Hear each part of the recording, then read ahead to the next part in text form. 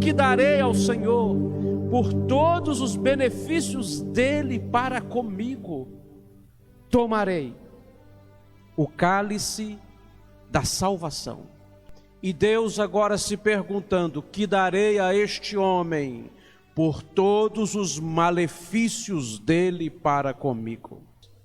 Meu filho amado,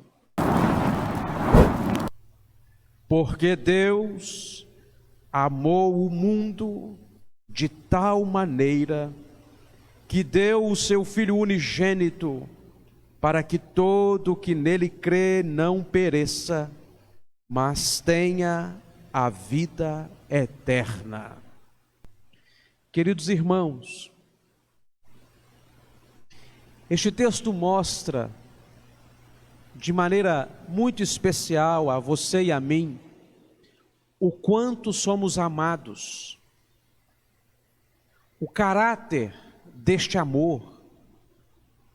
Diz que é um amor sem barreiras, sem fronteiras, ilimitado e ilimitável, que encontra o homem na sombra da sua existência, um amor que vai de encontro ao pecador, ao desamparado, ao solitário, àquele que não tinha nem noção de que era amado. O caráter deste amor indica que é um amor transbordante, de tal maneira. João escreve em grego, a língua filosófica. A língua grega tem a sua qualidade de conseguir se expressar da maneira mais técnica e clara possível. Além disto, João é inspirado pelo próprio Deus para escrever. Porém, quando chega aqui a descrever o quanto Deus te ama, João não encontra uma palavra entre os homens. Não há nada que possamos mensurar ou deixar claro o suficiente para descrever como é este amor que Deus tem por você. João apenas diz que é um amor intenso, inexplicável, transbordante, eterno e realizado. É um amor dinâmico, que interage, que te alcança, que te limpa, que te lava, que conserta a sua história, que transforma o seu presente, que dá esperança ao seu coração. É algo que, embora não haja palavras humanas e nem angelicais para descrever este amor, nós sabemos o que é. Sabemos o que é estar perdido e ser encontrado, cego espiritualmente e agora vê. Sabemos o que é estar sozinhos, sem Deus no mundo, e agora termos nos tornado uma família. Lugar onde a estéril se torna mãe de filhos. O solitário vive em família. Queridos, o caráter deste amor diz que ele não cabe em nenhum dicionário ou enciclopédia, em nenhuma língua, e é com este amor que Deus resolveu te amar. Por isso fala também do autor deste amor, Deus. O Evangelho é isto.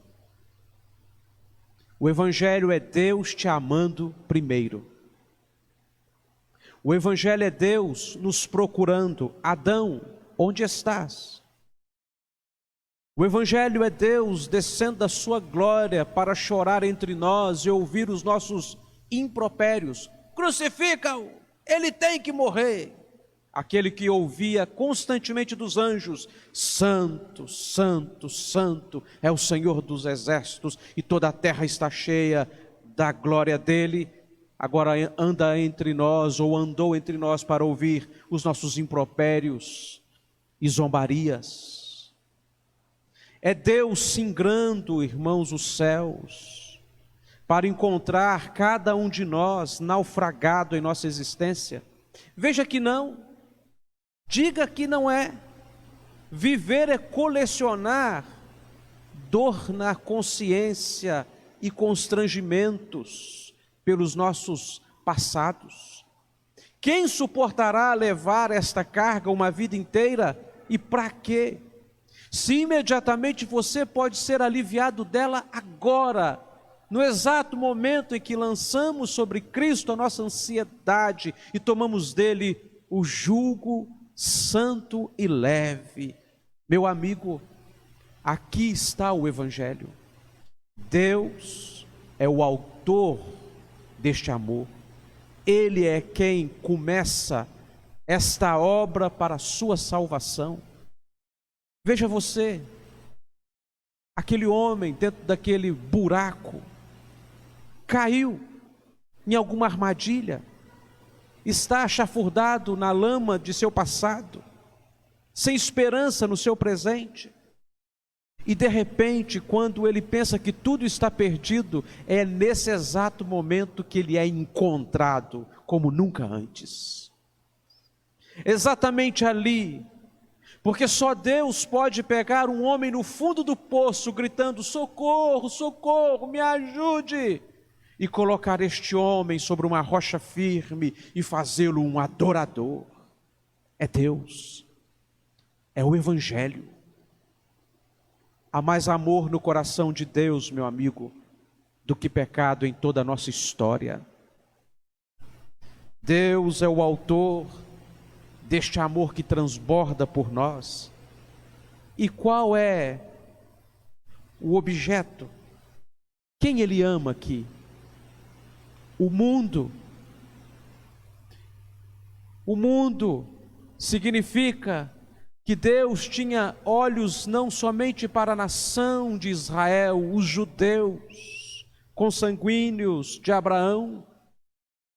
O mundo significa que aqueles que nem conheciam a Deus e não o adoravam e nem sabiam de tal possibilidade, já estavam no coração de Deus. E Deus ansiando enviar o próprio Filho para salvá-los. Porque o judaísmo acreditava que quando o Messias voltasse, aqueles que não eram judeus seriam extirpados, exterminados ou subjugados. Um Messias guerreiro, político, um Davi todo-poderoso, que colocaria todas as nações debaixo do estrado dos pés da nação de Israel. E aqui o texto diz: não, Jesus não vem para julgar o mundo, Ele veio para salvá-lo. O mundo aqui implica em pessoas como você e eu, que não temos linhagem, origem.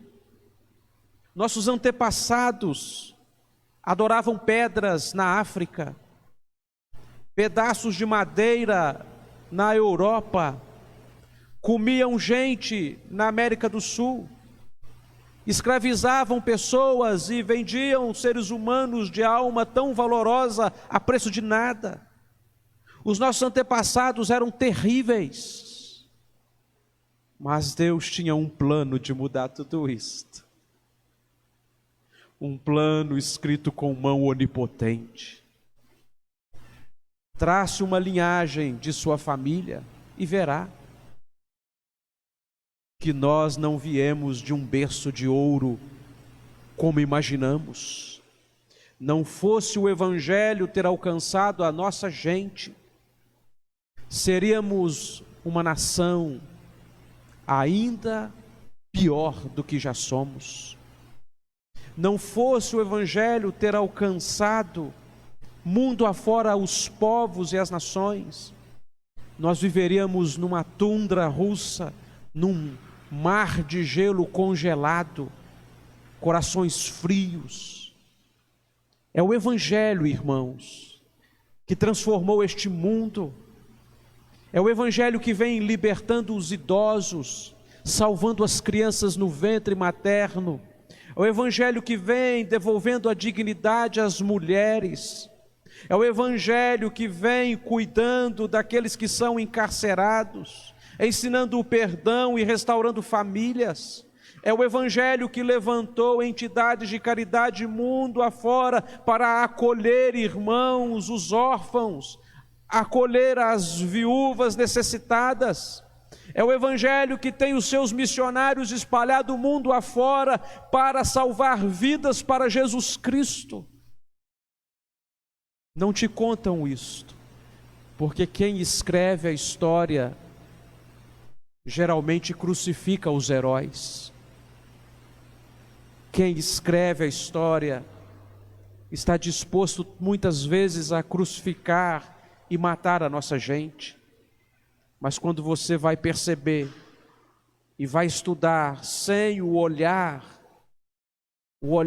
crítico e político do sistema deste mundo, você verá a relevância que é o Evangelho.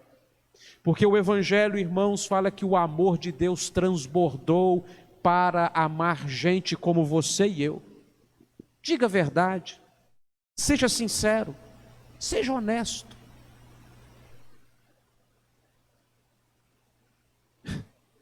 Nós, irmãos, dificilmente conseguimos nos encarar no espelho por muito tempo.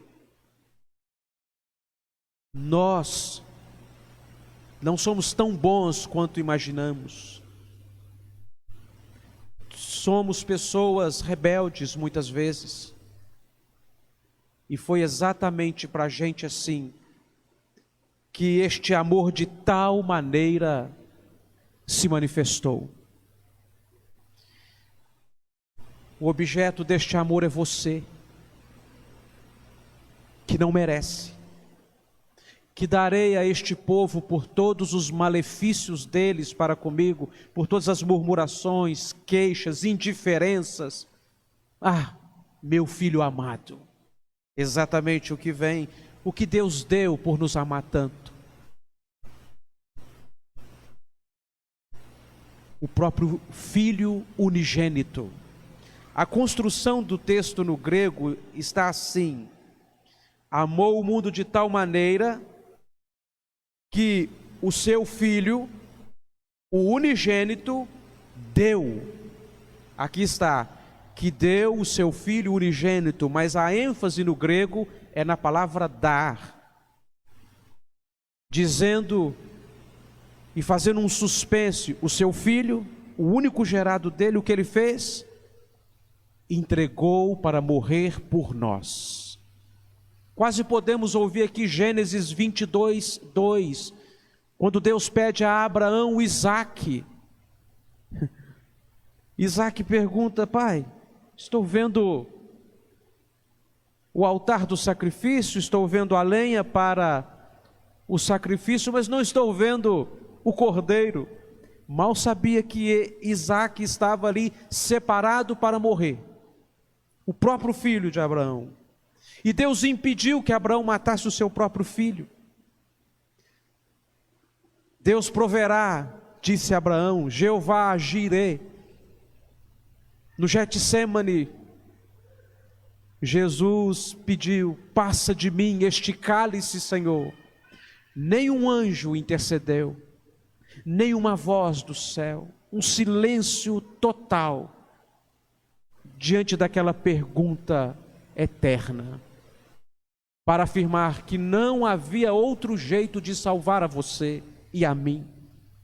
Somente o Filho perfeito, santo, inocente de Deus, morrendo naquela cruz para substituir a você e a mim, para se fazer maldição em nosso lugar, assumir a nossa dívida, ser tratado como nós merecíamos. Deus então entregou o que havia de melhor, o seu próprio Filho, para salvar a você e a mim, que nem sabemos viver, nem sabemos desfrutar do que Ele tem nos dado. Deu, aqui indica dar também em sacrifício. Meu amigo, a única forma que havia de que o amor de Deus transformasse a sua vida e a minha, era a ira de Deus moendo Jesus na cruz. E Deus não pensou duas vezes.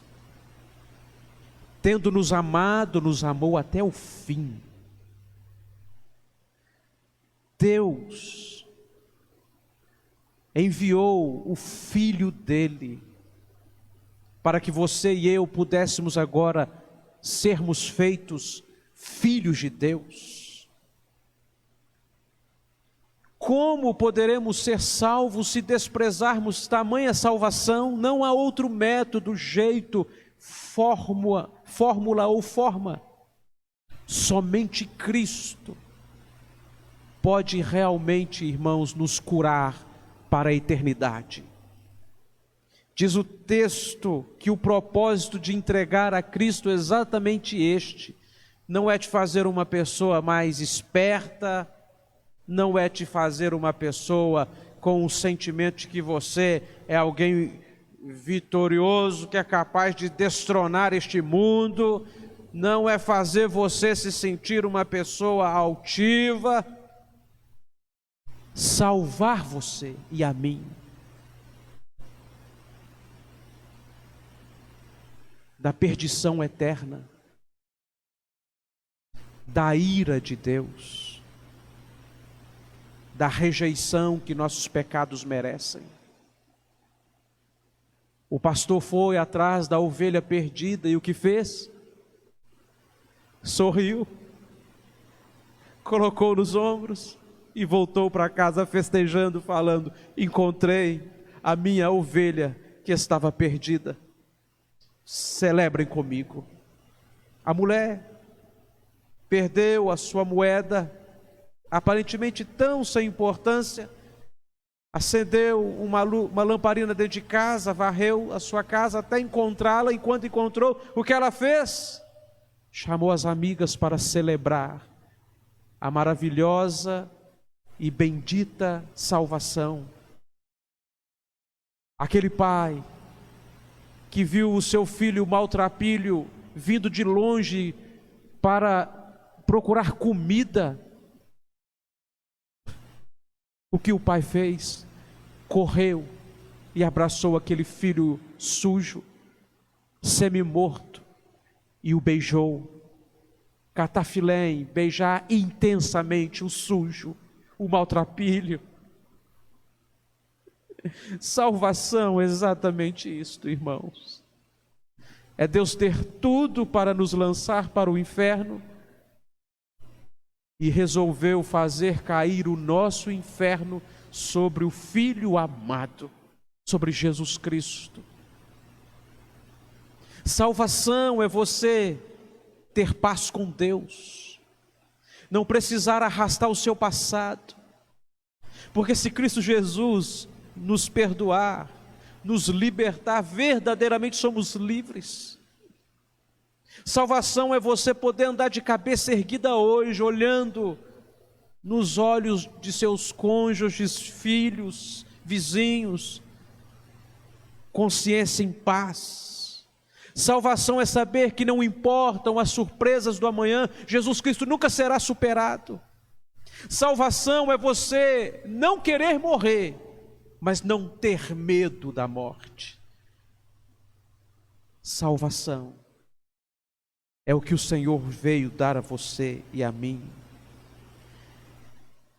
para que todo que nele crê não pereça, mas tenha a vida eterna.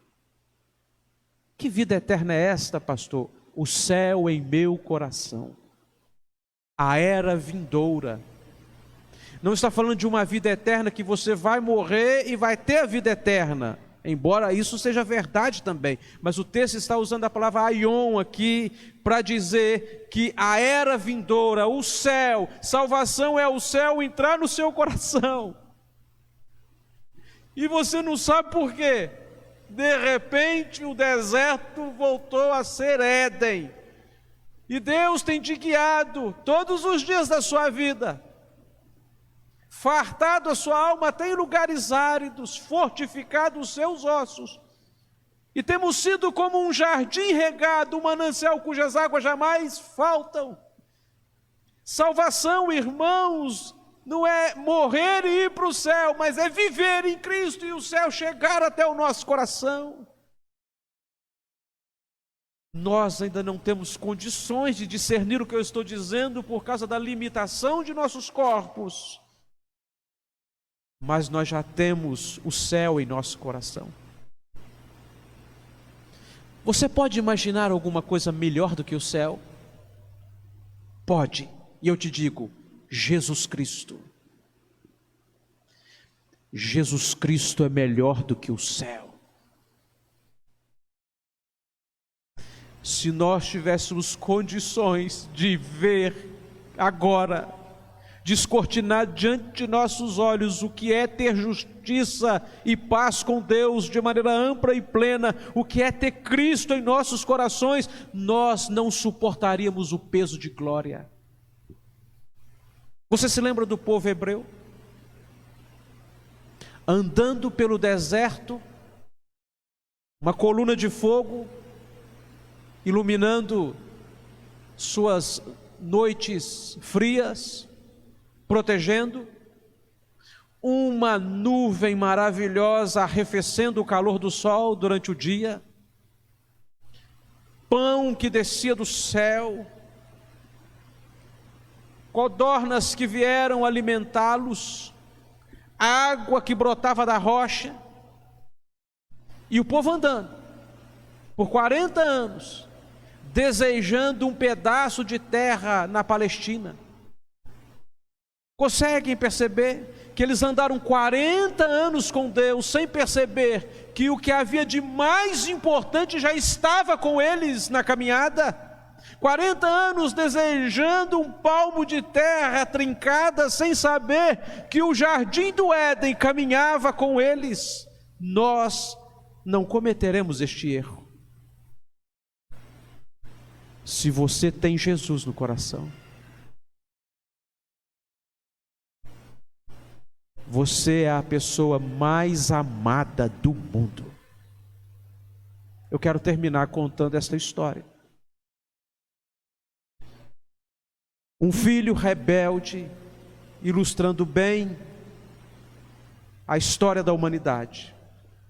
Um filho rebelde afrontou seu pai amoroso e com palavras vis, com ações inapropriadas, deixou a casa de seu amado pai. Que tristeza, que dor. E este filho então sumiu no mundo. E ele não desejou apenas comer a comida dos porcos, não, ele se tornou um porco. Ele foi pior e mais fundo na miséria dele do que podemos imaginar. E um dia, ele encontrou Jesus onde ele estava. E a vida deste filho foi transformada. E ele então desejou voltar para casa e abraçar o pai. Mas ele tinha medo de ser rejeitado. Então ele falou para o pai, mandou um recado dizendo: pai, eu sou um novo homem, minha vida foi transformada, conheci o amor de Deus e eu quero voltar para casa, eu quero te dar um abraço. Se o senhor me aceitar de volta, coloque na janela um lenço branco, para que em passando eu possa ver, e eu possa então saber se é para entrar ou passar direto. E a história conta que quando este filho foi chegando próximo à casa, Ele não encontrou um lenço branco na janela. Ele encontrou lençóis brancos em torno da casa inteira. No varal, nas janelas, na porta, na cerca. Para que o filho passasse e por nenhum instante pudesse despercebido não reparar: filho, eu te perdoo, volta para casa. Mais do que levantar lençóis numa janela, Jesus Cristo levantou o filho dele naquela cruz, para dizer a você e a mim: eu te perdoo, volta para casa, vamos começar de novo, porque não existe maior amor do que este, de dar a vida pelos seus próprios amigos, e Jesus o fez. É para você, é para mim. Crer em Jesus significa olhar para a cruz de Cristo, confiar e entregar o coração e ser salvo. Pode ser agora, exatamente nesse instante. Se você já fez isso algum dia, amém. Talvez você possa hoje fazer um concerto. Senhor, eu tenho o Senhor no coração, mas o meu coração tem zonas de deserto. Eu quero que o Senhor implante o teu reino dentro da minha alma e transborde. Talvez você nunca entregou a sua vida para Cristo, nunca falou assim: Senhor, eu quero isto. Eu quero uma vida em paz. É agora, meu irmão. Não tem nada aqui que te impede. Porque o amor de Deus cobre multidão de pecados. O amor de Deus superabunda. A graça de Deus é capaz de plantar o céu nesse seu coração que precisa tanto de paz.